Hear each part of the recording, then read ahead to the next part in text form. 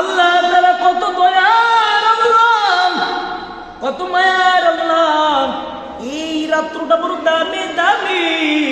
এই রাত্রের ব্যাপারে আমাদের নবী হযরত মুহাম্মদ আরবি হযরত মুহাম্মদ রাসূলুল্লাহ সাল্লাল্লাহু আলাইহি সাল্লাম মা আয়েশা রাদিয়াল্লাহু তাআলা আনহা এর যখন নাকি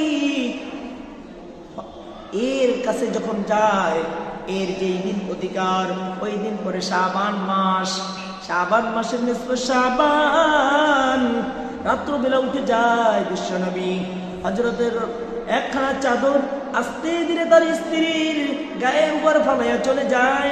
বিশ্বনবী টের পেয়ে, বিশ্বনবীর স্ত্রী আয়েশা রাদিয়াল্লাহু তাআলা আনহা টের পেয়ে দেখলো যে বিশ্বনবী কোথায় যায়।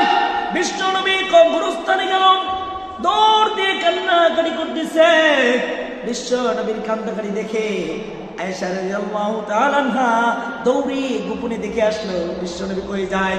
সাথে সাথে বিশ্বনবী আসার মুহূর্তে আবার তার বেডে চলে আসলো। বিশ্বনবী আসলো, আসার পরে বলল, ওগো আয়েশা, তুমি কোন স্বপ্নে দেখছো কিনা সহ সহ করতেছ?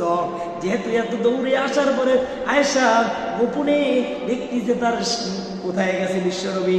দেখতে গিয়ে যখন নাকি শ্বাস গরম হয়ে যায়, এই মুহূর্তে বিশ্বনবী প্রশ্ন করার পর আয়েশা বলল, ইয়া রাসূলুল্লাহ, ইয়া হাবিবাল্লাহ, কোন স্বপ্ন দেখি নাই। আয়েশাকে বললাম, ওগো আয়েশা, মনে রাখবে একটা কথা, আমি কিন্তু বিশ্বনবী, আমি সব কিছু দেখেছি। আমি কোথায় গেছি তুমি দেখেছো। সুতরাং আমি গেছিলাম একমাত্র গোরস্থানে।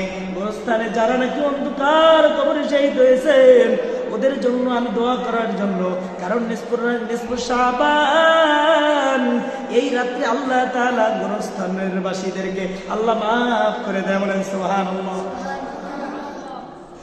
মুসলমানেরা, এরপরে আবার আপনি উঠে যায়, ওগো আয়েশা, তুমি আমাকে অনুমতি দেবা কিনা? আজকের রাত্রটা হয়েছে নিসফ শাবান। পয়গম্বর এই কথা বলার পরে আয়েশা রাদিয়াল্লাহু তাআলা আনহা বলল, অবশ্যই ইয়া রাসূলুল্লাহ, ইয়া হাবিবাল্লাহ, আমি আয়েশাও আপনার সাথে ইবাদত করব। আল্লাহু আকবার।